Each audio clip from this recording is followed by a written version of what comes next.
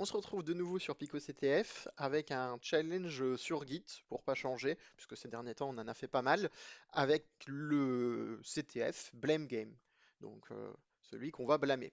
De la même manière que la dernière fois, si vous n'avez pas regardé les vidéos, je vous encourage à vraiment les regarder, mais en gros on va, on va rechercher qui a fait une bêtise, en gros dans ces contrôles de version qui est Git, et on nous donne un fichier en .zip que j'ai téléchargé, que j'ai déjà installé sur ma machine virtuelle, que j'ai déjà aussi unzip, donc je peux déjà y accéder, c'est le fichier Dropin. Donc si je vais dans Dropin et que je regarde un petit peu tout ce qu'il y a dedans, bah, je retrouve mon .git, très important, puisque c'est ça qui va nous permettre de retrouver les choses, et je vois message.py.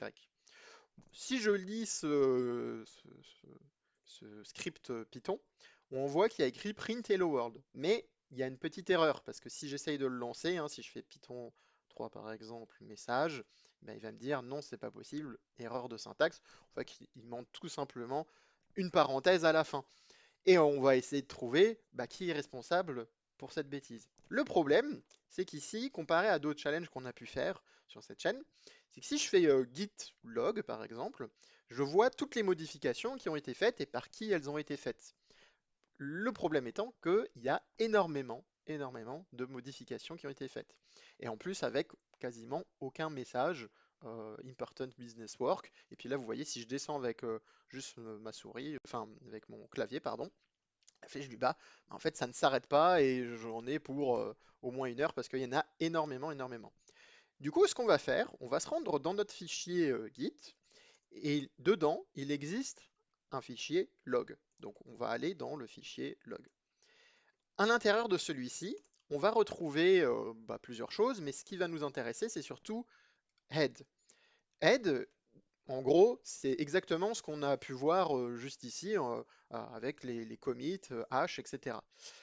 Sauf que là, on va l'avoir sur un format un petit peu plus facile et on va utiliser pas la commande cat ou la commande vim. On pourrait hein, faire ça, on pourrait ouvrir un éditeur de texte pour pouvoir regarder ce fichier-là et voir qui est l'auteur de la bêtise ou qui a fait quoi.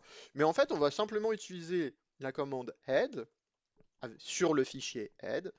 Il n'y a pas de mauvais jeu de mots ou autre chose, hein, n'allez pas chercher trop loin.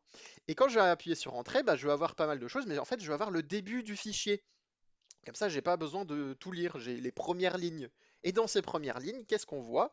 Bah, on voit effectivement, en fait, ici le commit initial, donc la première sauvegarde de cette version de travail, Create Top Secret Project. Et on voit quoi? On voit qu'ensuite, ça a été modifié par un utilisateur qui n'est autre que notre flag qu'on doit trouver, donc que vous allez pouvoir utiliser sur le site PicoCTF. Et en plus, bon, bah, si vous aviez manqué, vous n'aviez pas vu ça, bah, en fait, vous voyez bien qu'ici, il y a quelque chose de très différent. Au lieu de business work, etc., il y a optimize file size of prod code.